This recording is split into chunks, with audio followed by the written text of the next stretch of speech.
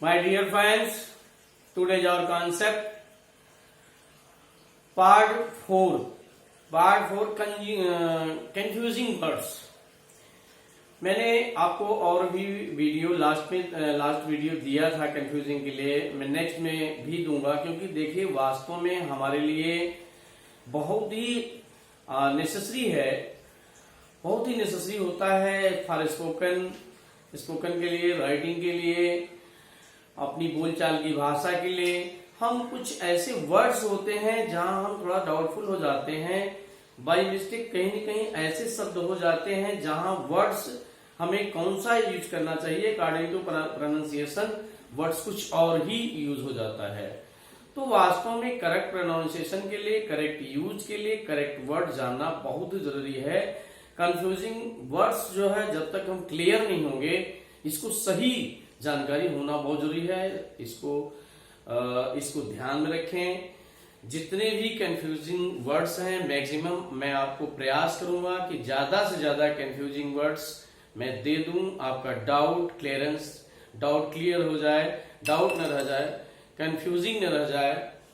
तो आइए देखते हैं कंफ्यूजिंग वर्ड्स पार्ट 4, जिसको हिंदी में हम चकरा देने वाले शब्द कहते हैं।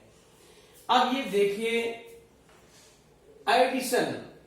एडिशन और इडिशन दोनों में कंपैरिजन है, प्रोनाउंसिएशन सेम है। इसका भी प्रोनाउंसिएशन सेम है, इसका भी प्रोनाउंसिएशन सेम है। स्पेलिंग थोड़ा सा डिफरेंस है, लेकिन प्रोनाउंसिएशन सेम है।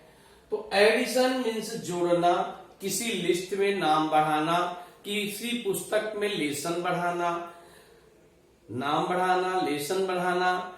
कोई चीज हमने 10 की संख्या किया है, उसको कुछ और बढ़ा दिया। मान लीजिए हमारे इस कक्षा के लिए कुछ पुस्तकें आई, कोई बुक्स आई, या कोई मैथ वगैरह आ गया, और 25 बच्चे हैं, 4 और बढ़ा दिया गया। तो ये सब जहां ऐड करने की बात आई, ये एडिशन, जोड़ना अथवा बढ़ोतरी करना। तो हमने यहां एग्जाम्पल दिया, some addition have been made in this book. कुछ बढ़ोतरी हैव बीन मेड, बनाई गई है इस पुस्तक में कुछ बढ़ोतरी बनाई गई है, बढ़ाई गई है। इसी प्रकार से EDI, यहां ADDI है, ये ध्यान यही रखना है, ADDITION एडिशन, और EDI TION एडिशन, दोनों का प्रोनाउंसिएशन सेम है, मीनिंग अलग है। पुस्तक में संस्करण अर्थात कोई चीज जोड़ छाप दी जाए, नई चीज जोड़ दी जाए, छाप दी जाए, तो यहां पर संस्करण जो है उसमें संपादित कर दी जाए। तो थर्ड एंड लेटेस्ट, यहां एग्जाम्पल मैंने दिया, थर्ड एंड लेटेस्ट एडिशन, तो एडिशन ही प्रोनाउंसिएशन करते हैं, स्पेलिंग ई से शुरू होती है। तो थर्ड और जो एकदम लेटेस्ट मीन्स नवीनतम, ताजा, भगवत गीता का ये पब्लिश कर दिया गया, जो संस्करण है नवीनतम उसे पब्लिश कर दिया गया, प्रकाशित कर दिया गया। तो ये प्रकाशित करना हो गया, ऐसा संस्करण करना हो गया, और इसे जोड़ना या बढ़ोतरी करना हो गया। स्पेलिंग थोड़ी सी मिस्टेक है, लेकिन प्रोनाउंसिएशन सेम है। नेक्स्ट वर्ड्स है एडवर्स। एडवर्स माने दुर्भाग्यपूर्ण या अवांछनीय। एवर्स अनिच्छुक, किसी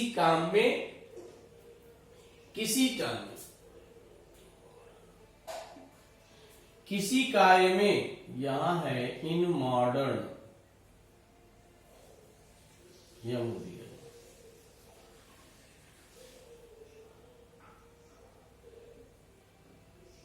इन मॉडर्न,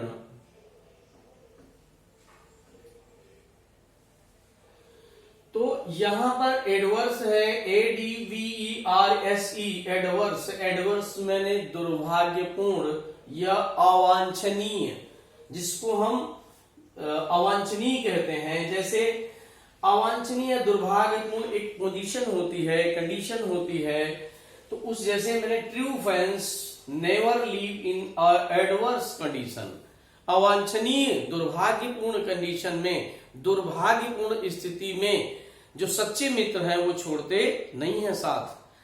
तो ये हुआ अवांछनीय, ठीक, इसका यूज कि दुर्भाग्य के समय में, खराब समय में सच्चे मित्र साथ नहीं छोड़ते हैं। अब एवर्स, एडवर्स है और एवर्स है अनिच्छुक, किसी कार्य में इच्छुक न होना। जैसे इन मॉडर्न टाइम, आज आधुनिक समय में, मोस्ट ऑफ द स्टूडेंट्स, अधिकतम विद्यार्थी छात्र, are averse to hard work, कठिन परिश्रम करने से अनिच्छुक होते हैं। आज के मॉडर्न समय में जो ज्यादातर विद्यार्थी कठिन परिश्रम करने में अनिच्छुक होते हैं, एवर्स। अब ये 3 वर्ड्स हैं, नेक्स्ट 3 वर्ड्स हैं और तीनों में लोग डाउटफुल हो जाते हैं। देखिए ये डाउटफुल पोजीशन या कंफ्यूजन शब्द दिया गया है, वास्तव में कंफ्यूजन की कौन सा वर्ड हम कहां यूज करें, इसका क्या भाव है, इसकी मीनिंग क्या है, इसीलिए इसको हल्के में नहीं लेना है, बड़ा ही इंपॉर्टेंट है। मैं बता चुका हूं आपको, AFFECT, अफेक्ट।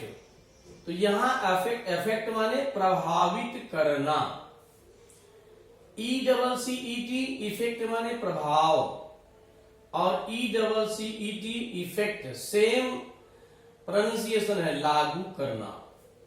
ये दोनों तो सेम स्पेलिंग है, यहाँ ए अंतर हो गया और यहाँ ई, लेकिन उच्चारण जो है आपका प्रोनाउंसिएशन सेम है। तो हमें ध्यान क्या देना है, AFFECT, अफेक्ट माने प्रभावित करना, अर्थात our behaviour should affect others.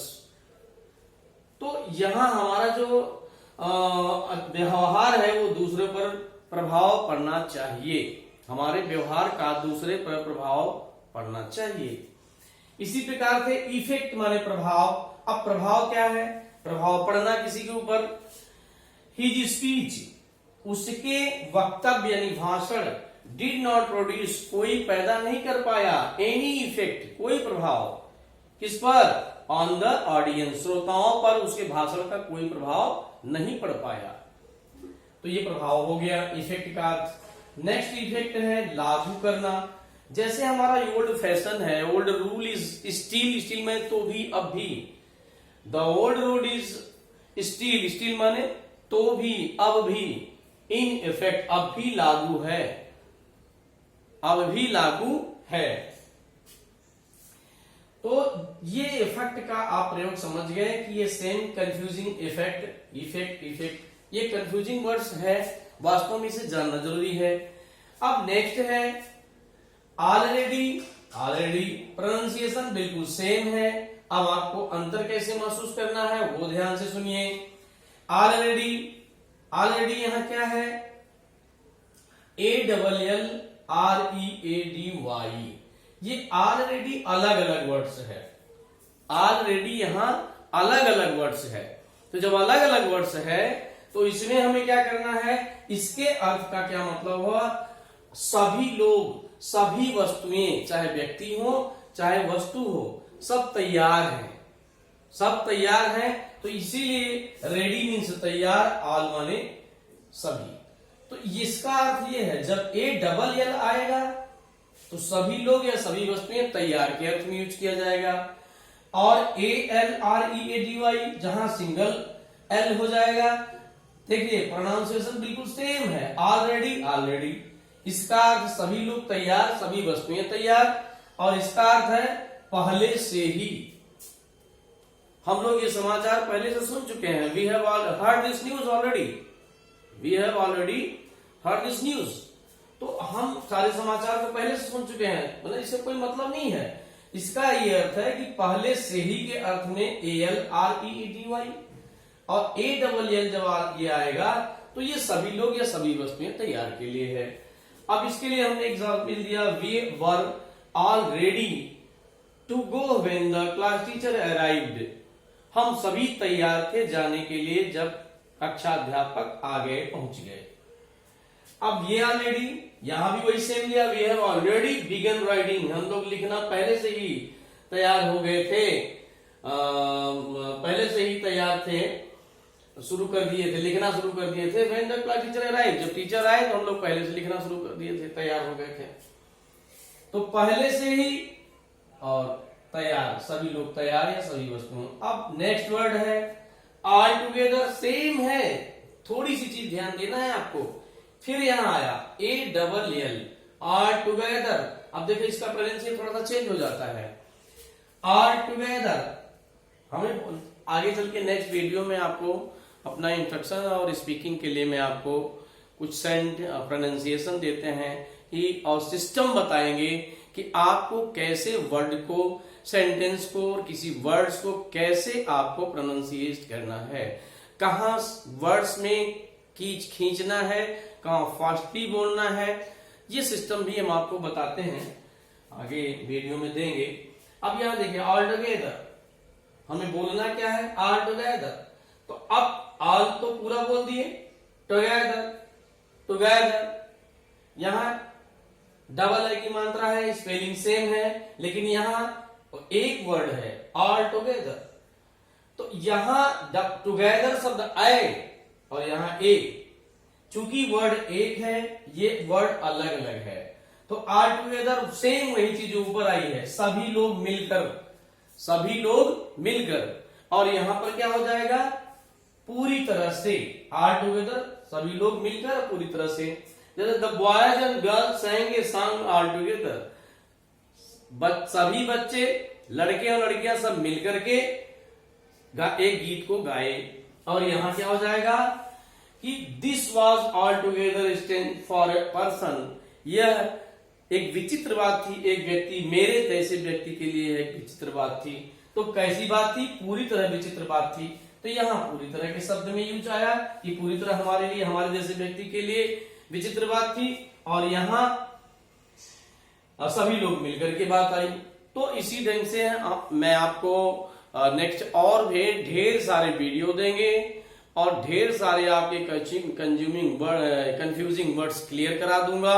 आप सिर्फ हमारे साथ जुड़े रहें और बहुत ही सरल तरीके से ये क्लियर करा दूंगा। आप सही प्रोनाउंसिएशन करेंगे, अपनी स्पीकिंग को सही ढंग से सुधारेंगे, ये मुझे पूरा आशा और विश्वास है।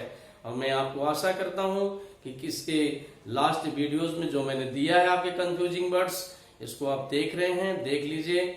अगर नहीं देखे हैं तो देख लीजिए, इसको क्लियर करिए। आपके स्पोकन में और राइटिंग में, बोलचाल की भाषा में हर ढंग से सुविधा मिलेगी और सरलता होगी और सही करेक्ट प्रोनाउंसिएशन हो पाएगा। लास्ट में मैं आपसे एक रिक्वेस्ट करता हूं कि यदि मेरे चैनल पर आप नए हैं, सब्सक्राइब करना न भूलें, सब्सक्राइब करें, ये मेरी रिक्वेस्ट है।